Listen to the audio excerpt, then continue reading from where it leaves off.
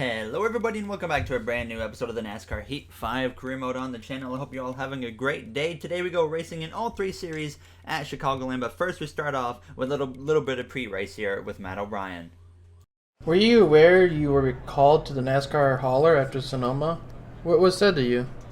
Not much that I can really tell you, to be honest, Matt, but yeah, I have been put on probation for 3 races now, which is, understandable. I drove like a moron at Sonoma, and I still apologize to everybody, but we got to keep our head high and focus on the next 3 and keep it clean so we don't get ourselves suspended. So yeah, we'll see what we can do here in these next 3. Alright, so there you heard very quickly just the whole little pre-race thing. So basically we are on probation for 3 races here in the Cup Series, and basically that means that if I go out and just clean someone out again like we did multiple times in Sonoma here within the next 3 races, I will be suspended for probably 1 race or so, but hopefully that's not going to happen to us. But yeah, like I said, if it does, we will be suspended, so obviously you could probably expect Eric Jones would be that replacement if that does happen. But either way, we have Eric Jones here in the Truck Series in the number 51 as he went down towards turns 1. Not a great qualifying effort from Eric Jones here in Chicago, a track that we kind of struggle at quite a bit here in NASCAR Heat 5 as well as NASCAR Heat 4. Usually I can get a good run out of it though in the truck, so I was confident that Eric himself would also be able to do that now as he went down through turns 3 and turns 4 on this opening lap here in Chicagoland for the Camping World 225 here at the Speedway as he goes down the front stretch, just fading out of that 3 wide, but now he's going to be 3 wide with Sheldon Creed and Johnny Sauter there as he goes down towards turns 1.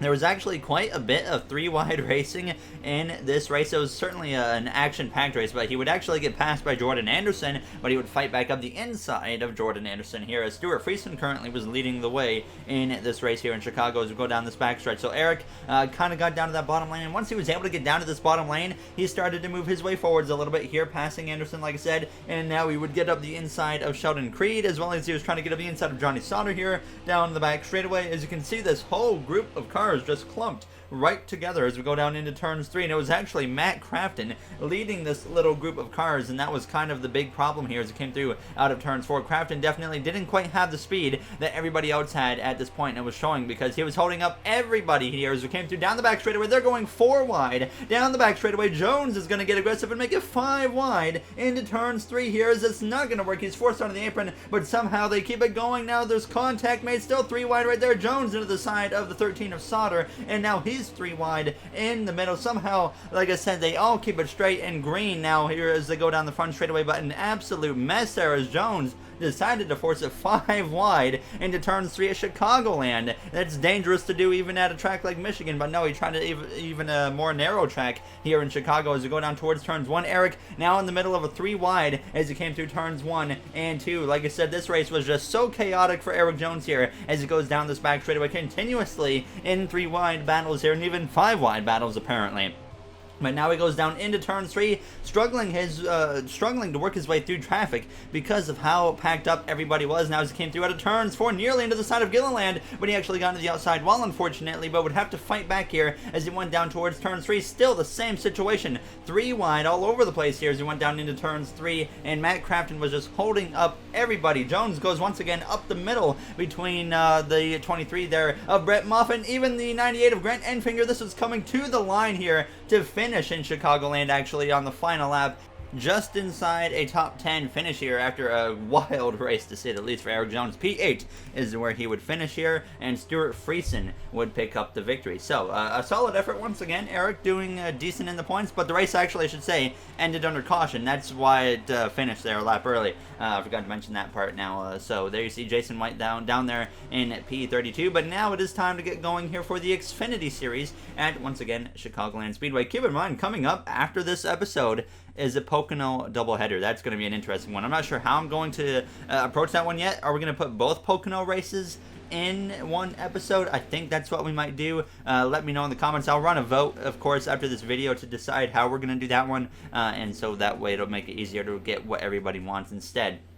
But here we are with the 54 car. This time we had Denny Hamlin in the car here for Joe Gibbs Racing here as he started about a similar situation as Eric Jones in the truck race, about mid-pack here as he goes down towards turns 1 on the outside of the 7 of Justin Allgaier, who Allgaier and Gregson, you noticed in the frame as well, both of them not having very great seasons here in the Xfinity Series. They're down towards the bottom of that playoff grid now as Hamlin's going to get aggressive and make a 4 wide down the back straightaway, right back into the aggressiveness that we just saw in the truck series from Eric Jones, but unfortunately running up top made Hamlin have to back out because he got so tight through turns 3 that he could not carry that momentum that he carried into the corner now as it goes through crossing the line. But he would work his way back forwards a little bit now, right to the back of Timmy Hill and Justin Allgaier, and he would actually push Timmy Hill right past the 7 of Justin Allgaier into turns 3, and then of course Hamlin just starting to move his way forwards now as this race goes on, trying to put the pressure on Timmy Hill as he came through out of turns 4, where he would dive to the inside there all the way to the apron, now down towards the grass, and he would make the pass on the 66 of Timmy Hill there down the front stretch. So he would continue his way forwards. He would run down the 4 of Jesse Little, and Hamlin would come through to easily make the pass on Jesse Little as well as he just continues to click off positions. He would run down the 99 of Josh Bilicki, and he would pass him as well, and you saw right in front of him we had the 07 of Ray Black Jr., as well as we got the 11 of Justin Haley up there as well, and even Alex LeBay, I believe that was, or that was Josh Williams or something now as it goes down the backstretch. Hamlin actually did get in the wall a few times throughout this race and as well got some damage from that, but he would pass the 07 there of Ray Black Jr. through turns 3 and gain yet another position, and then sure enough gets up the inside of the 11 of Haley and Alex LeBay, passes them both and gains another position here, and then he would run down the 10 of Ross Chastain. This was now on the final lap actually in Chicagoland here as he came through turns 3 and 4, and he would pass Chastain out of turns 4 coming through down to the line. So unfortunately though, it was not going to be a top 10 finish here in Chicagoland for the Camping World 300. It would be P11, so just shy of a top 10 finish now as Ryan Sieg would pull off the victory here in Chicago. So I'm not sure if Sieg has already won the season, but if he hasn't, he is now locked in to the playoffs here in the Xfinity Series. There you see the rest of the grid on your screen. Colby Howard down there in P36. But now it was time to get going here for the Cup Series. There you see we are actually P6 in the points with the 54 car this season in the driver's standing. So doing very solid. Now obviously we will be in the Xfinity Series playoffs as well as the Truck Series playoffs. But one thing that we're not guaranteed in right now is the Cup Series playoffs for myself. So far, we have had a decent season here in our rookie season. We're well inside the playoffs, so like we aren't really going to have a problem getting in, but obviously mathematically we're not guaranteed in yet. But we come through here in qualifying. The goal was a 30.386. We come through now down into turns 3 and 4 as we come through out of the corner. So just trying to get a top 20. I usually don't qualify very good at a track like this, and we come through here at the D-shaped oval of Chicago, crossing the line 30.715, and we go P21. So not even in the top 20 here, unfortunately, in Chicagoland. So definitely got some work to do here for the Camping World 400 as you see the rest of the grid on your screen. Bobby Carter down there in 40th place. We haven't had to deal with him in a little bit there, but you see the top 20. Kenseth in that 20th spot. Jimmy Johnson's actually going to be up here in the top 10. And on pole, we got Matt DiBenedetto, who could change things up now as we're going to hand things off to our pit reporter. Ricky Stenhouse Jr. finds himself locked into the playoffs after earning a surprise victory in Sonoma, this marking win number 3 in his career and first with JTG Doherty Racing. Stenhouse winning that race, though, will make it much harder for a driver like Jimmy Johnson to point his way into the playoffs in his final season. Johnson comes into today almost 100 points below the cut line. All right, guys, let's go get a W today. It's going to be a tough one, I think. Now is hopefully we can just keep it clean. I don't want to get myself suspended, so let's see what we can do. All right, there you heard our pit reporter of Andrew talking about Ricky Stenhouse Jr., as well as a radio report from myself as we're ready to go green here in Chicago. But Ricky Stenhouse Jr. winning last episode really does change things for some drivers. Jimmy Johnson nearly 100 points out coming into this race. He's going to probably now have to win at this point as the green flag is out, and we are underway here in Chicagoland Speedway now. But Jimmy Johnson, realistically, there is still enough time to point his way in, but he's going to really have to get it going here at this point in the season. We have already about less than 10 races to go here in the regular season, so not a lot of time as well. Not a lot of time for myself to get our rookie victory here in the regular season here, as I would definitely like to have some more playoff points going into the playoffs now. Definitely not the rookie rookie season that I was hoping for. Obviously, I mean, we're looking like a rookie right now, so it kind of makes sense, but we come through out of turns 4 here on the back of one of our rookie competitors for Rookie of the Year, who we're in a battle with of Christopher Bell here as we come through completing this first and opening lap here in Chicagoland as we dive down towards turns 1. Right behind us, we got some pressure from the 17 of Chris Buescher, who's really seemed to turn it up here a little bit as the season goes on. Now as we come through out of turns 2, pushing way up, allowing the door to get opened for Chris Buescher here as we go down this backstretch towards turns 3 behind that 42 of Matt Kenseth. Matt DiBenedetto, though, leading the way after starting on pole, and if DiBenedetto could win this race, of course, he'll be locked into the playoffs now as we come through out of turns 4, but he definitely is going to have a lot of competition here today. But we were dropped down to P22 here on the first few laps, but we would find up the inside now Chase Elliott, who was as well trying to claw his way back towards that playoff position after a very rough start to the season, and sure enough, it doesn't look like today is going to have a very good one if it continues to run like he is as we make the pass on him, as well as we get up the inside of David Reagan as we dive down into turns 3, and we're going to pass him as well into the corner and climb ourselves back up into the top 20 here in Chicagoland.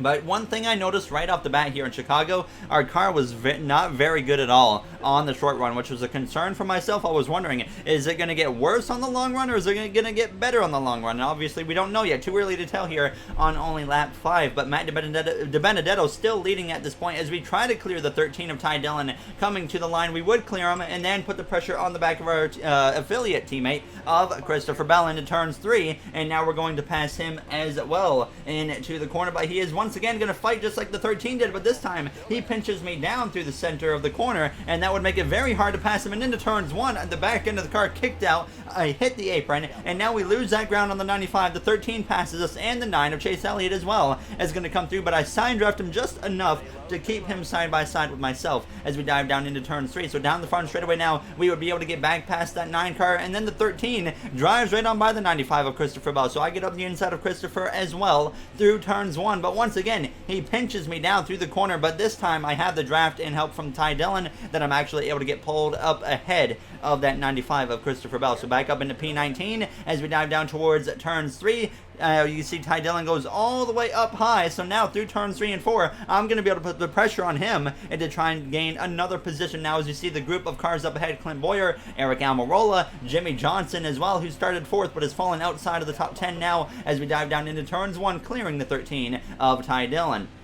I do hit the apron just a little bit there, but it did not really hurt my momentum, and I definitely could tell, though, that the long run was going to play in our favor a lot, because we were running down this next group of cars at this point now as this run was going on. The 19 of Martin Truex Jr., though, was now out in front, so DiBenedetto had now lost the lead at this point, but we come through now on lap 12, even closer to Clint Boyer, so I was definitely hoping at this point that we were going to get a long green flag run in that third and final stage especially, because that will definitely play into our advantage. Now as we came through out of turns 4 and lap 12, up the inside of Boyer, maybe a little bit of contact there as we come through, crossing the line with 7 laps to go here in stage 1, trying to take over P17 as we dive down into turns 1, and sure enough, we complete the pass on Boyer and then set our sights now on Eric Almirola, Jimmy Johnson, as well as Matt Kenseth. We would run down Eric Almirola here with 6 laps to go now in stage 1 and dive up the inside into turns 1, and now we're going to be able to make the pass on Almirola, who thankfully does not pinch me down like Christopher Bell did, so we're able to easily complete the pass on him. And now we would run down Matt Kenseth as well out of turns 4, trying to get up the inside of him.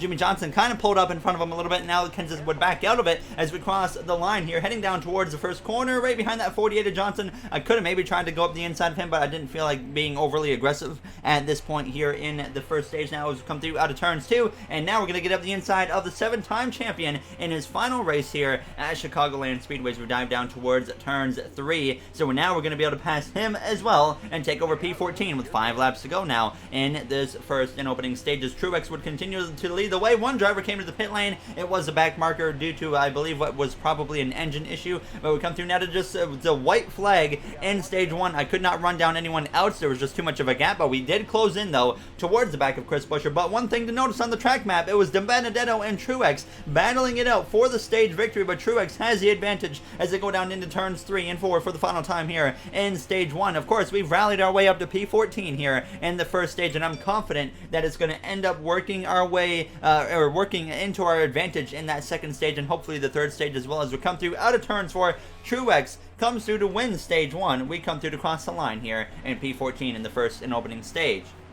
So definitely not the greatest first stage for us. We did not get any stage points. That's the one downside. But the one positive is that we know the long run really plays into our favor, and that's something we're going to have to keep an eye on here now as we get ready to go green. For the second stage, I did make a slight wedge adjustment, as well as put 2 cans of fuel in the car, and as well as 4 fresh tires, of course, and we would gain 1 spot on the pit lane to overtake Chris Buescher, which thankfully that will put us now on the inside lane here for the restart as we get ready to go green for stage 2, which is now underway here in Chicagoland. Now there you see Kurt Busch and Ryan Newman just in front of us. Kurt Busch continuing to try and improve his consistency because he's right in that danger spot of the playoff situation right now. Obviously with the 5 finishes outside of the top 30 to start this season here as we come through out of turns 2. Alex Bowman 3 wide with William Byron and Denny Hamlin there for a moment now with William Byron as well as Kurt Busch. Bowman, Byron down towards the bottom part of the playoff grid, but I'm confident we can see them easily in the playoffs now as we come through turns 3 and 4. So the 2 drivers here, Bowman and Byron, are the 2 only Hendrick cars right now inside the playoffs now as we come through crossing the line, completing this first and opening lap here in stage 2. Jimmy Johnson was in the playoffs a while back, and then of course he had a whole bunch of bad luck with DNFs and whatnot and finds himself way outside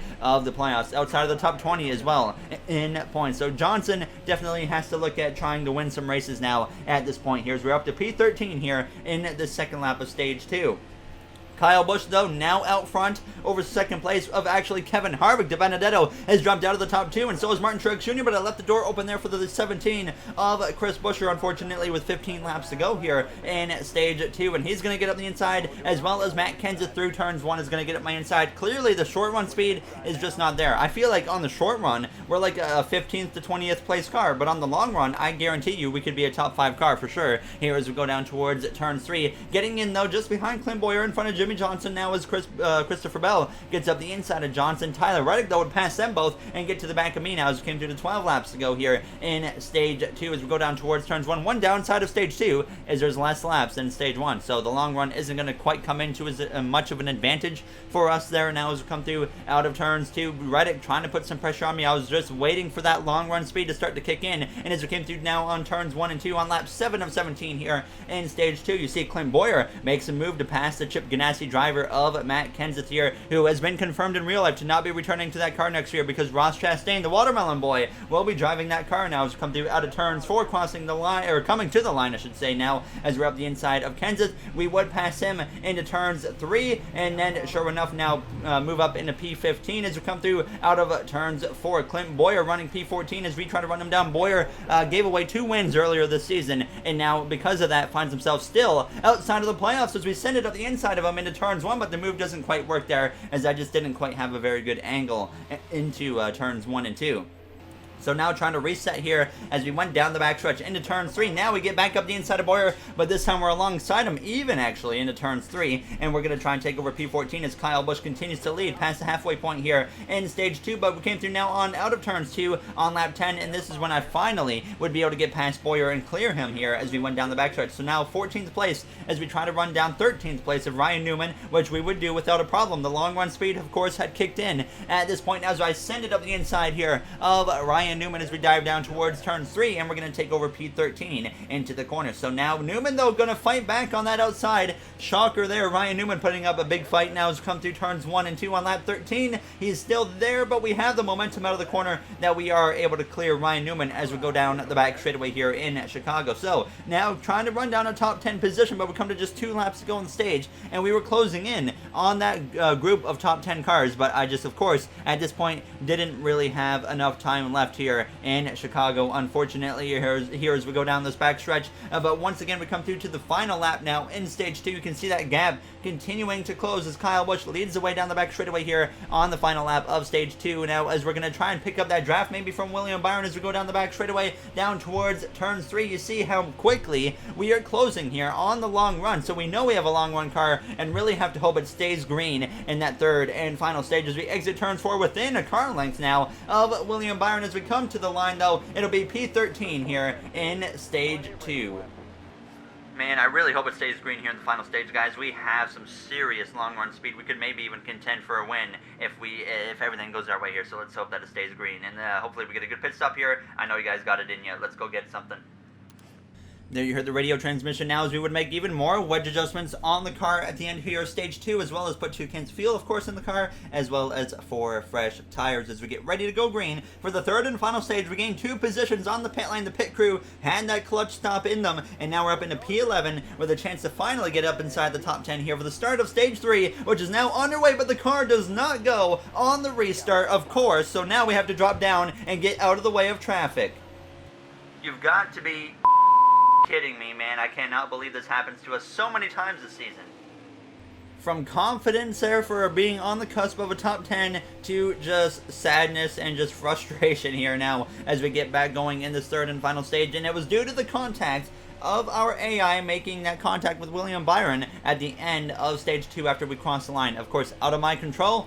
Maybe I should have been aware of that and actually pulled further right coming to the line. But yeah, still very unfortunate because now we find ourselves down here in 20th place instead of being P11 on that restart here as we go down towards turns 1. So frustrated to say the least, but there's nothing we can do about it at this point now as I continue to run P20. We know the short run speed isn't there in this car. That was the most concerning part because I just was going to struggle. I knew I was going to struggle here at the start of the third and final stage, but that's why I was so happy that we were up in P11 because we know we can at least do a decent job of holding on and staying in that top 15 likely now. But we get passed by Ricky Stenhouse Jr. as we come through out of turn 2. Kyle Busch leading though at this point still here in stage 3, but I fight back up the inside of Stenhouse, not wanting to of course give up any positions now as we come through now on lap 46 down the backstretch into 3 again, still side by side with Ricky Stenhouse Jr. as we come through turns 3, but this time out of the corner we're maybe going to clear him. No, he stays alongside and actually fights back down the straightaway, but a caution comes out now with 22 laps to go and gives us a little bit of hope now as everybody will be grouped back together for this restart here in Chicagoland. So definitely gives us another chance maybe to have something here now as Justin Haley comes into the pit lane, assuming he, of course, maybe brought out the caution now as we will be restarting here in P20 now in Chicago, right behind the 95 of Christopher Bell as the green flag is back out, and once again we are underway, but thankfully this time the car actually goes here on the restart now with just 18 laps to go in Chicagoland. So definitely not a whole lot of time as we go down towards turns 1, but I'm still confident that maybe we could get a top 10 as we come through turns 1 and 2. Behind us they're going 3 wide with Suarez as well as Austin Dillon here as we go down the back straightaway, thought about maybe taking a 3 wide there to the outside of Bell, but I decided to just stay put right here and not make a silly mistake now as of course we are got probation as well as we come through turns 3, and Stano sends it up the inside 3 wide and we make contact as we come through out of turns 4 as well as just barely get into the outside wall, and now that's of course very unfortunate. But now to go in to 17 laps to go, we're going to go into our amped segment. Got one peeking inside. Looking inside now.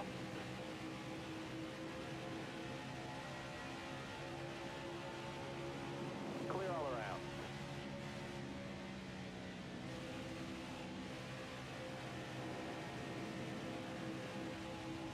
Still there? You got room, you're clear there.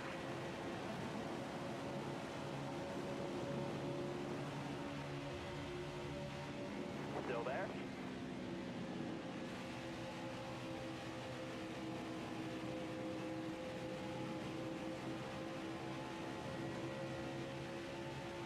Careful, still there. All right, you're clear there.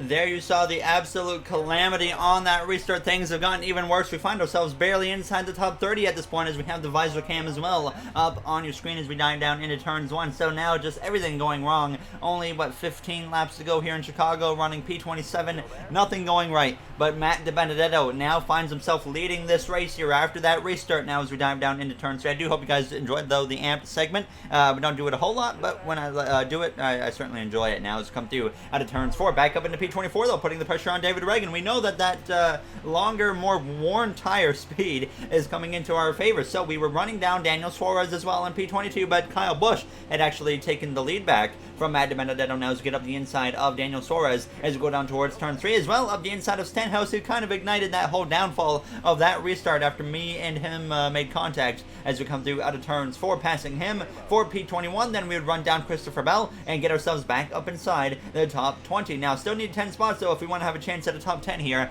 in Chicago. Kyle Busch continues to lead with just a little bit over 10 laps to go now. As you see, Almirola, Dillon side by side as we go down towards turn 3. We're going to get aggressive and make it 3 wide up the inside, but I hit the apron there by accident, and now thankfully though, we keep it straight and we come through, actually passing the 13 still of Ty Dillon, as well as we get up the inside of the 10 of Almirola with now 11 laps to go, as we're going to pass the Stewart-Haas Racing driver here for the 18th position and try to run down the 7-time champion. And Jimmy Johnson, just like that right there, we come to 9 laps to go, we would run him down, but the caution comes out here in Chicago again. Could not find what any of the cautions were for in this race in the replay, unfortunately. But obviously now everybody coming to the pit lane. Kyle Busch P1 as well as Matt DiBenedetto here in P2. The call was pretty easy here, just about half a can of fuel and then no tires. We were going to put no tires on the car, and that would be what the AI would do. So we actually got the pit call right this time. Alright guys, I'm going to give it everything I got here. Let's go get something.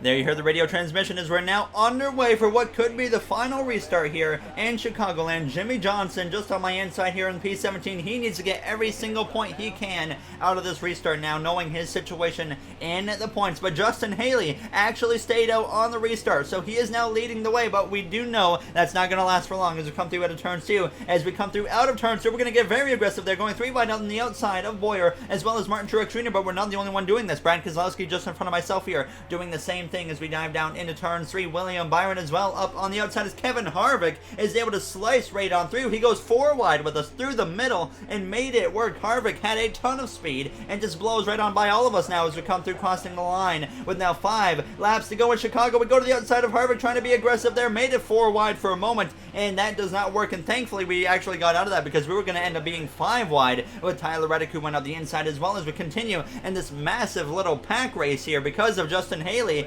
as we go down towards turn 3. Kyle Busch actually out in front, but Matt DiBenedetto has gotten up his inside through turns 4, and DiBenedetto trying to take the lead with 4 laps to go here in Chicagoland now, as myself, Boyer, Kenza 3 wide side by side as we come through crossing the line with 4 laps to go here in Chicago. Haley dropping down well outside the top 10 as we dive down into turns 1. We do have the advantage here. We know on older tires our car has been so much better today, and we come through out of turns 2 to the outside now. The 14, we side draft him very aggressively there, and we would pass him here now on lap 65 into turns 1, as well as get up the inside of Ryan Newman.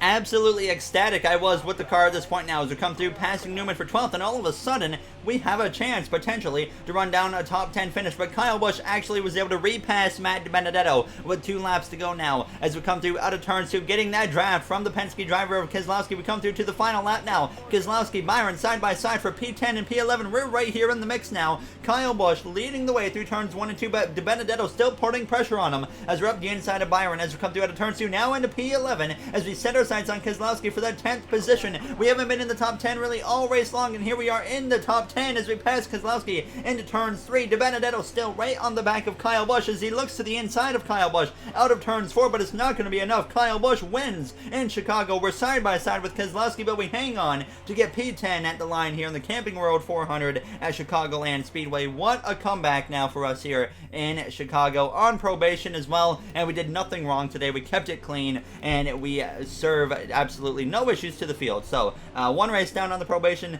2 more to go, and hopefully we can continue like that, and we go to Pocono in the next 2 races, so hopefully it will go in our favor now as you see the rest of the finishing order. But now, of course, we're going to go to another post-race interview here with Matt O'Brien here now, as we're still P7 in the points after that race, so definitely some work to do to climb up still.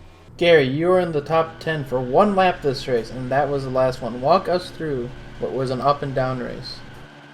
Yeah, Matt, that was definitely, like you said right there, up and down for us all day long. We just couldn't get going on the short run. It was a little weird.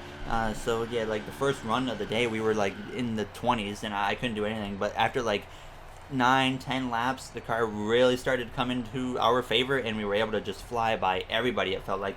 Based off the timings we were watching with the leaders, I don't think we had a car still capable of winning on the long run, but we definitely could have hung with Kyle Busch and whatnot, as well as Matt DiBenedetto. So definitely we had something there on the long run. But of course, in that third and final stage, It started off terribly. The car didn't go on the restart, and not the first time that's happened to us this season. So we're gonna have to work on getting that cleaned up, hopefully here in the future. But then the restart after that, we had contact with Stenhouse, and things went wrong there, and just everything went wrong, and unfortunately put us back. But we rallied back really well and got, what, P10 out of it? Yeah, like you said, we were only in the top 10 for one lap, and it was one that mattered the most. So happy about that. I think we did a good job there. I stayed clean with everybody, so I don't think anyone's mad at me after that one. So far, a good way to start off the probation, at least, I guess you could say. But hopefully we can go to Pocono doubleheader and maybe get a good run there. So I think really the way we run in race 1 is probably going to be the way we run in race 2 as well. So we're going to see what we have right away for that one. So thank you, Matt, but hopefully we can have a good run in Pocono.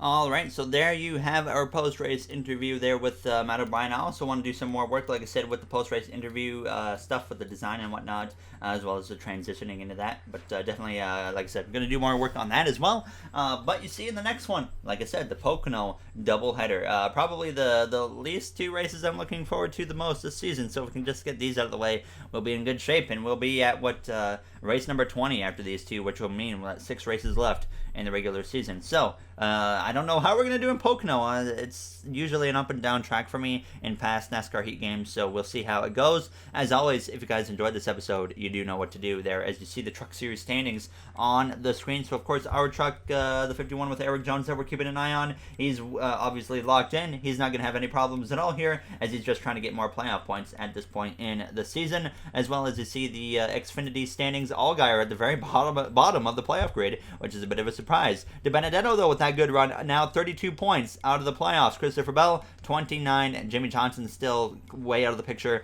Chase Elliott, 67 out as well, so he has some work to do. A few of the rookies have dropped out of the playoffs, which is a surprise, but as well, Stenhouse with that win definitely changes things up a bit. Johnson, P23, though, now. So thank you all, though, for taking the time out of your day to watch this episode. I will see you guys in the next one. Have a great day, everybody.